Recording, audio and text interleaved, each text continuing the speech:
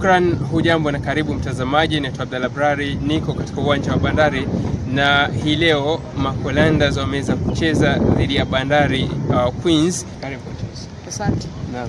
Kwa majina ni Florence Dua, kocha mkuu wa Makolandas Ladies ama Eagles. Wow, that's nice.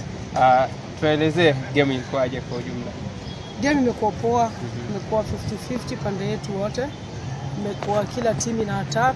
Tueleze hii soka ya wanawake kulingana na experience yako, umeonaje publicity yake ndani ya Kenya na pia mafans kwa ujumla?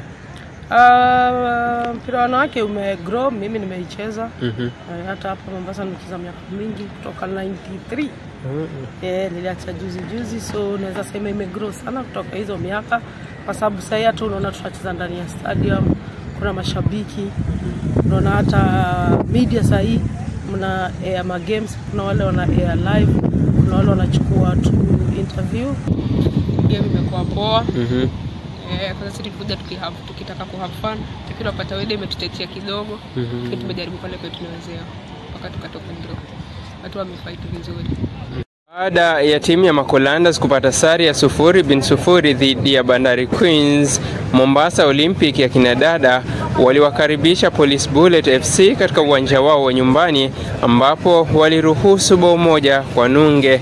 Seneta Miraj alishuhudia mtanange huo na kusema kuwa amevutiwa na nidhamu ya Mombasa Olympic ya kinadada na kwamba yuko tayari kuwafadhili kwa hali na mali.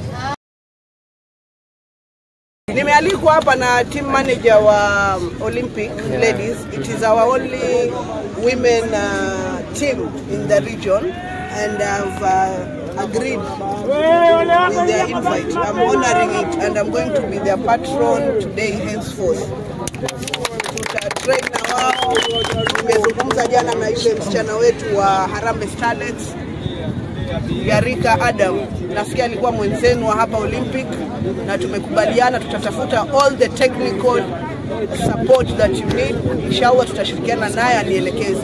Unajua mimi ni mwanasiasa, kuna vile mnahitaji, labda mimi kwa akili yangu I only think of money resource, lakini kuna resources nyingi labda mnahitaji mambo mengine. Mimi nimeambiwa tu jazz na nije niwe patron wenu, lakini nawahakikishia our ladies team, Olympic team, from today henceforth tutatembea pamoja.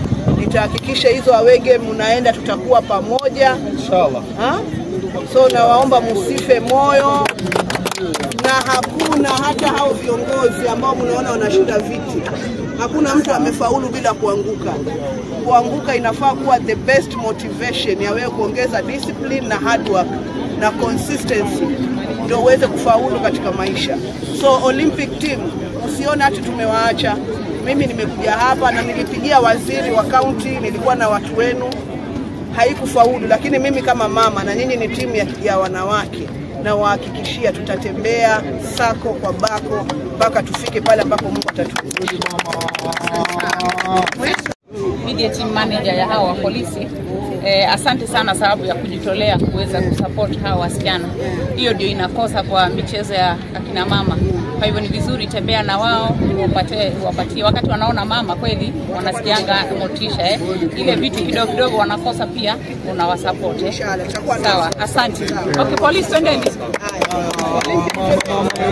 Haya ni makala ya viwanja na wachezaji. Hadi wakati mwingine tena mtazamaji, jina langu ni Abdalla Brari na hii ni Abrar TV.